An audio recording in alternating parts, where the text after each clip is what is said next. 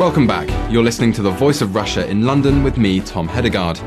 Today we'll be discussing whether Russians are beginning to settle political and gangland scores in the UK. Is Britain the new front in Russian organised crime? Following the recent attempted murder of a prominent Russian banker who was due to testify in an upcoming murder trial, and reports that a hitman sent to assassinate a prominent Chechen dissident leader has successfully fought off a deportation bid, there are concerns that London is fast becoming the playground for Russian gangsters. Former Europe Minister Denis McShane believes the situation has become so critical that publicly outing the names of known Russians linked to political killings would send a powerful signal that such violence will not be tolerated on British streets. The government is under more pressure to publish the names of Russians unwelcome in Britain, but in the past Downing Street has said no to Zimbabwean and Belarusians deemed unsavoury, but not to Russians who are affiliated with organised crime. With a spate of shootings and new evidence of murder plots, the calls for a tougher line are getting even louder. To discuss the issue further, I'm joined in the studio by Brian Fremantle, a novelist and journalist on organised crime, and also Victor Balagarde, bureau chief of the Russian newspaper Kommersant UK, and John Tully, a serving policeman and chairman of the Metropolitan Police Federation. On the line from St. Petersburg, we have Stanislav Danilov, a senior lawyer at Pen and Paper Legal. And also on the line from London is Konstantin Pinayev, a blogger on organised crime. Thank you all for joining us. Brian, do you think London should be worried that these sorts of cases might increase in the future? I think expatriate Russians should be frightened of it and be worried about it. I think it's a very, very worrying development and shows several things, the chief of which is the arrogance and the believed scale and extent of Russian organised crime. And my own feeling is that it's very difficult, it would be difficult, for what would appear to be a comparative ease of assassins and would-be assassinations happening in London if there weren't an element or a degree of state assistance. And Konstantin, you're currently in London at the moment. Do you think this is a worrying development that we're seeing here? Yeah. To be honest, I'm not sure how much of this organised crime does actually exist. How much of it is actually just in the media? I mean, probably every nation gets branded to a degree. But just as a regular as a professional living in London that happened to be a Russian, I find it a bit kind of frustrating that every now and then there's this story that comes up. Someone either gets murdered or there's another court case with Russians involved, and that kind of puts most Russians into this category, which is really frustrating because you get this from both ends, really. You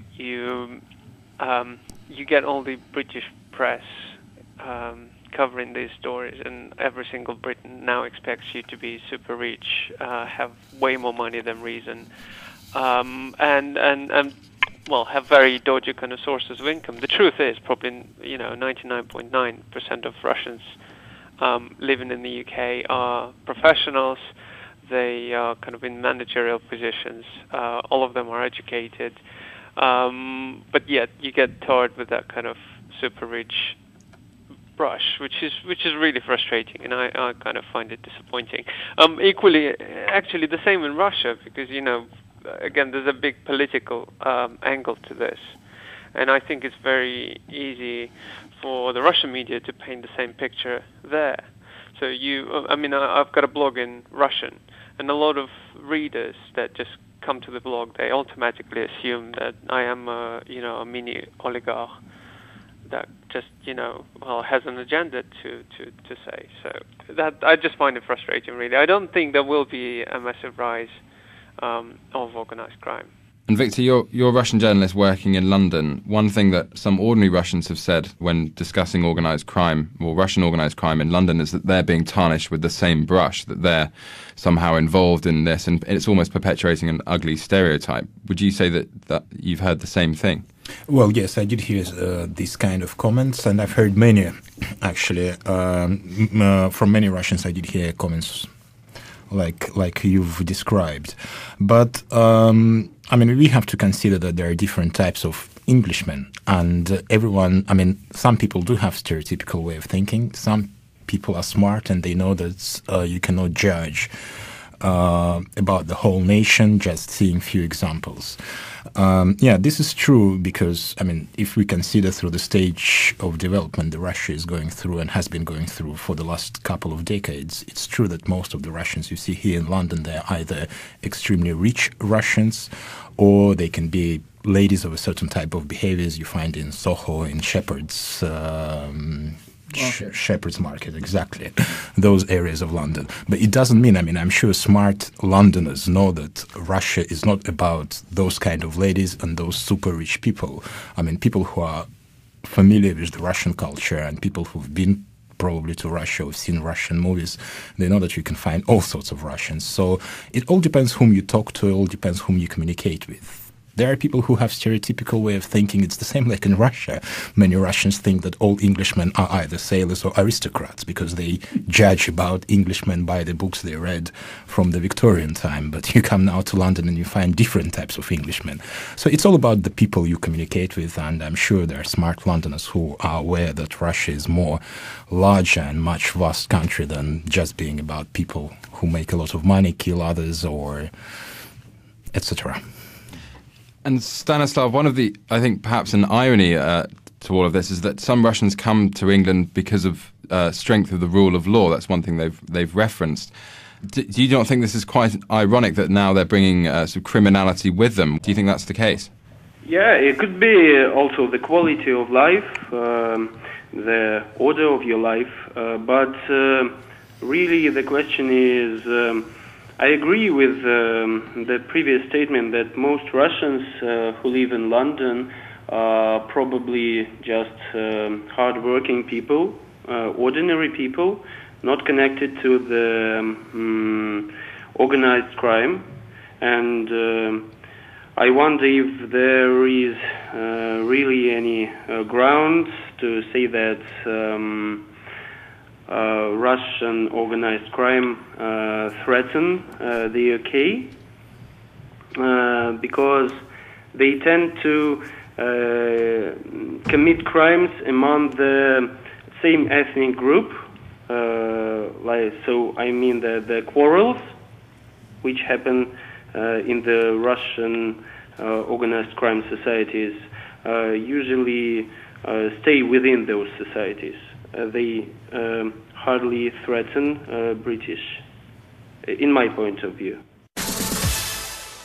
And just a reminder, you're listening to The Voice of Russia in London with me, Tom Hedegard, and today we're discussing Russian organised crime in London. In the studio, I'm joined by Brian Fremantle, a novelist and journalist on organised crime, Victor Balagade, bureau chief of the Russian newspaper Kommersant UK, and John Tully, a serving policeman and chairman of the Metropolitan Police Federation. On the line from St. Petersburg, we have Stanislav Danilov, senior lawyer at Pen and Paper Legal, and also Konstantin Pinayev, a blogger on Russian organised crime. John, if I could turn to you now and just look at the other side of the coin. You're a serving police officer and chairman of the Metropolitan Police Federation. Could you tell us a bit about what the police are doing specifically to combat Russian organised crime in Britain? I'm a little bit unsighted around specifically Russian organised crime, but I think you can almost generalise around that specific topic area. We're undergoing currently a massive sea change in policing generally across the country. The Home Office is introducing a new agency, the National Crime Agency, which will subsume part of the role of the Serious and Organised Crime Agency, which in itself has police officers within it, but it isn't a police force as such. So there's a lot of work going on in the background to change the way we approach this type of crime. It's clearly a difficult issue. We've just appointed a new head of the National Crime Agency, who is a serving chief constable from a county constabulary. They're yet to get off the ground, and it'll be interesting to see where we go with it. But going back to a point Brian made earlier about people coming here and bringing things with them, We've also got difficulties at the moment with our borders agency. We in the Police Federation have been calling for a long time for a royal commission into policing and the criminal justice system and the borders agency all wrapped up into one together, because we think there are gaping holes in our protection, if you like, around the way that things are being organised and run. So there are difficulties. A couple of your speakers have said there's a misconception around what Russians and British people and vice versa think of each other and the ideas they have about what sort of characters we have and the Russians have. And I think that's true. People are rather stereotypical in their attitudes, and we need to educate people around that. We police in this country by consent. We're unarmed.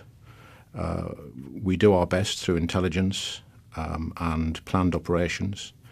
But when an individual person comes through perhaps a not very well-controlled border and is able to obtain weapons in quite an easy fashion, I have to say, and then slip out through the same border, it's very, very difficult to pin someone down for an individual crime such as the recent shooting.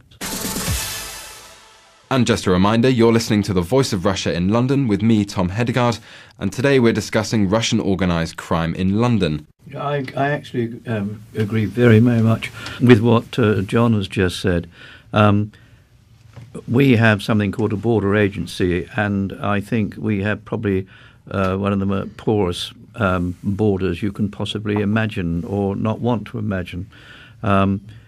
There is a problem, of course, that we are part of the European Union, and not everyone comes in with a passport that they're entitled to. I would think that I mean, we're not part of the Schengen Agreement with a free border, but virtually, if you have a European Union passport, you'd be very unlucky to get stopped if you were bringing some stuff in. I mean, our coast is our coast. You can come in by any way you like to. What I do think, continuing the point that John made, but also getting back to the instances that you have quoted, I think it's astonishing that people have got machine pistols here and are behaving like they were in Chicago in the 1920s. Having said that, I don't want to misconstrue or have anyone misconstrue me by what I said at the beginning. I do not think that the majority of people in England think that all Russians are gangsters. I think, all right, it's just sort of stereotypical, as was been saying, but I do think people can define between what is happening. I mean, let's say all the instances that we're talking about have happened. They're not a work of fiction. And if people are shot with machine pistols and they are Russian, and we arrest Russians, which we do manage on one occasion, it would seem, with an assassination in mind, then it's not newspaper exaggeration to report that fact. Some Russians see Britain as almost a soft touch when it comes to allowing Russians to live here, and then even those Russians that are considered criminals by the Russian government.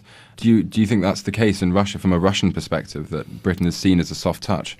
Well, this is true, yes. There were lots of comments in the Russian community after this notorious shooting of Mr. Gorbachev on the Isle of Dog, that the British border agency should be more tough on the types of foreigners they allow to enter these shores. But I would not probably totally agree with Brian saying that UK border agency is not doing their job. Of course, probably they should be more stricter, but I think the borders of Britain and borders of UK are quite well protected.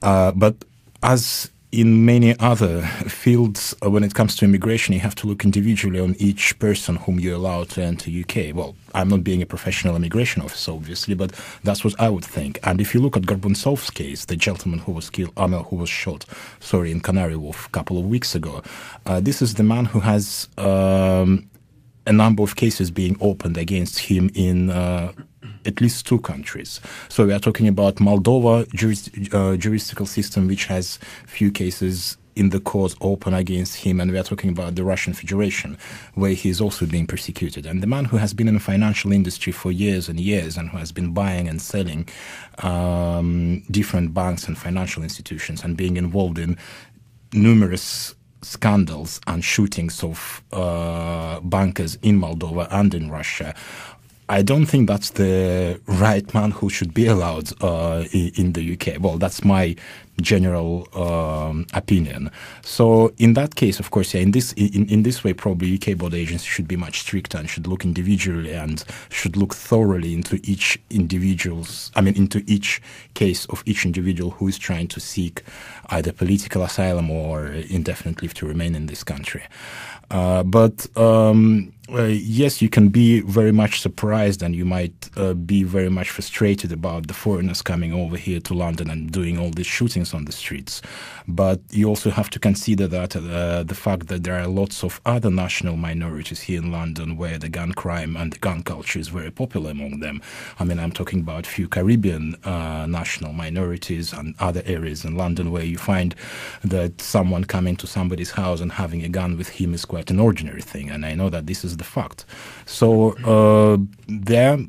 London will still be a safe place, and I'm sure in Russian community it's still considered to be as a safe place. And the first reason for that is because of the law system and the court system, which has been placed in this country for centuries and centuries.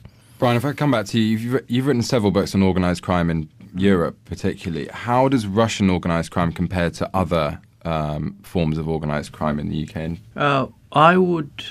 I think if we're looking for a difference, it is the violence. The organised crime in this country, which does exist, and the organised crime in America, which very much exists, seems, to my assessment, to be moving away from violence. Of course, there are assassinations before, and of course there is violence for control. But I've repeated many times, and I was caught. I was in Las Vegas some time ago, talking to someone in a casino. We were just talking generally. It wasn't an interview as such. It was just a social gathering. And he said to me, and he meant it, that the very, very worst thing that could have happened was when the American Gaming Commission drove as much as it could the mafia out of Las Vegas. Because he said when they did that for a period, in fact, it's crept back since, but during that period, Las Vegas was the most law-abiding city probably in America for most crimes, because the mafia wanted people to come and gamble and not be bothered to think that they were at risk from any other sort of crime. It was law-abiding. Women could walk down the street naked and wouldn't be raped or touched. So I think the organised crime in America now and in this country, and to a degree in some, not all, European countries, is more white-collar crime, and they don't want to interfere with what they're doing, which is making vast sums of money, by resorting to violence. And just a reminder, you're listening to The Voice of Russia in London with me, Tom Hedegard, and today we're discussing Russian organised crime in London. I think there are two distinctions. We've got the white-collar crime that Brian has just mentioned, which absolutely exists.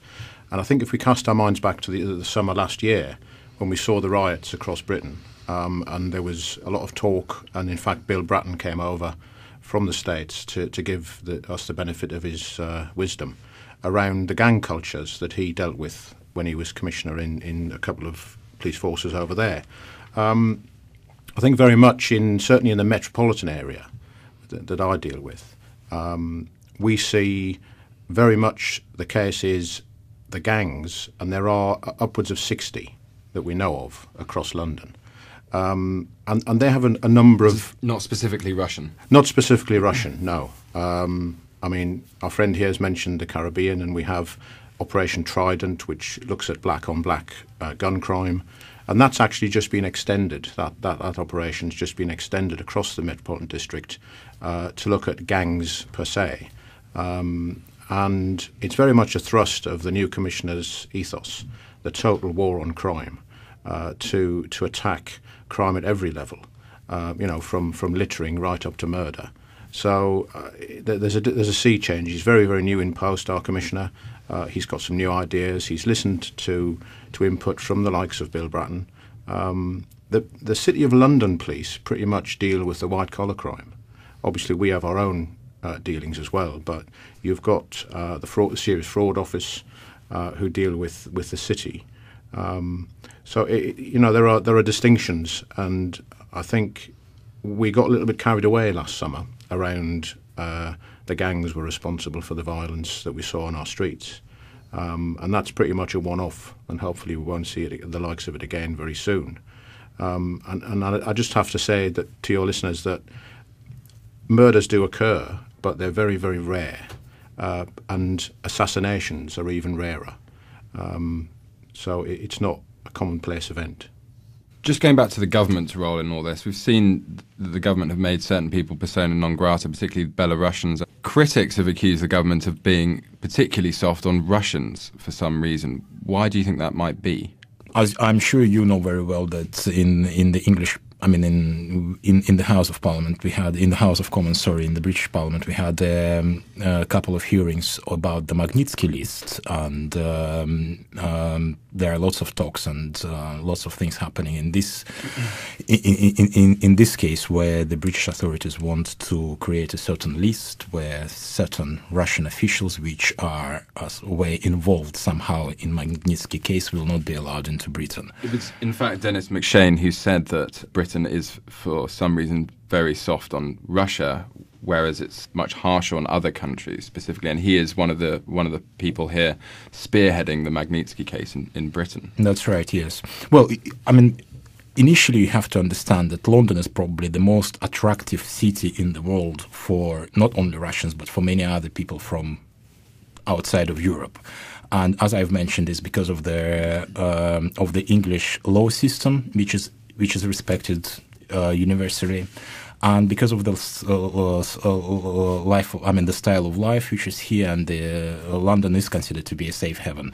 But the only reason I can the only answer I can give to your question why British authorities are so, if you can say, they are soft on Russian officials entering the UK is probably only the business interests, because there are huge, vast business interests of British economy in Russian economy.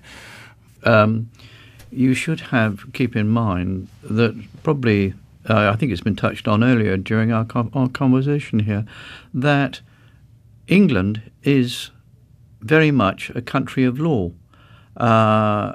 If you are going to take this argument about being tough on other countries and others people in, you've got to. You're walking towards a dictatorship or a tyranny, aren't you? You can't just arbitrarily draw up a great big list and say, I won't have this person, or we won't have this person in. Yes, I do agree on that. And also, talking about this topic, I think we have to differentiate here let's say, the political revenge and the criminal revenge. Because if you are, I think it will be not correct to compare cases of Gorbachev shootings and Litvinenko assassination, which happened now my mathematics. 2008, I think. No, it was much earlier. That Little 2004. 2006. Yeah. 2006, yes, so 5 years ago. So, I mean, we cannot compare these things because, I mean, of course you have to agree. I do agree on the fact that crime is very attached with the political establishment in Russia because Russia is a young state and Russia is a vast country which went through a transition just 20 years ago. And that's the time when we had a vacuum of power, if you can say so. And that's probably you can call it even a self-organization of the society, where the vacuum of power is filled by the criminal elements. And now the new state which emerged in Russia is very much connected to those criminal elements which were there 20 years ago when there was no power in the country. So, but still, Gorbachev is for me, I think it's a purely criminal shooting, a purely criminal event, while coming to Litvinenko and Zakayev. Of course, this is all assumptions, but this is more, I think, a political case. One figure that links both Gorbachev and Zakayev is Ramzan Kadyrov, the president of Chechnya. They've both been linked to this figure. Zakayev was former prime minister of Chechnya, and apparently Gorbachev had some dealings with Ramzan Kadyrov. He wanted to set up a number of branches in Chechnya. Why is Chechnya playing such a role in organized crime here? Well, Chechnya is a black hole and has been a black hole in Russia for the last 20 years, since the time of Dudayev, General Dudayev, when he declared his independence from Russia. I think it was end of 91 or beginning of 92, and Chechnya is the part of Russia which went through the war twice in the last, again, 15 years. So there are lots of... Chechens were very famous, notoriously famous in end of last century, 10 years ago, in dealing with different dodgy financial instruments where they would acquire huge credits from the Russian banks in Moscow and then channel the money back to Chechnya.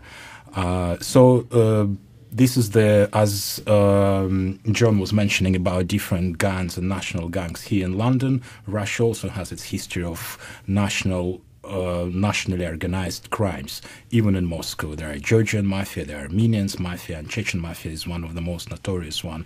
And there are lots of cases and lots of shootings where Chechen mafia was responsible for. So Chechnya has been a black hole in Russia for many years, and that's why probably many criminal cases, especially when they go to the international scale, are connected to Chechnya. We have a very famous killing of a former bodyguard of Kadyrov in Austria, I think it was, yeah. And so these are Chechens. And that's all we have time for today. Thank you to all my guests. In the studio, Brian Fremantle, novelist and journalist on organised crime, Victor Balagade, bureau chief of the Russian newspaper Kommersant UK, and John Tully, chairman of the Metropolitan Police Federation. And on the line we had Stanislav Danilov, senior lawyer at Pen and Paper Legal, and Konstantin Pinayev, a blogger on Russian organised crime. You're listening to The Voice of Russia in London with me, Tom Hedegard. Stay with us. We'll be back after the news.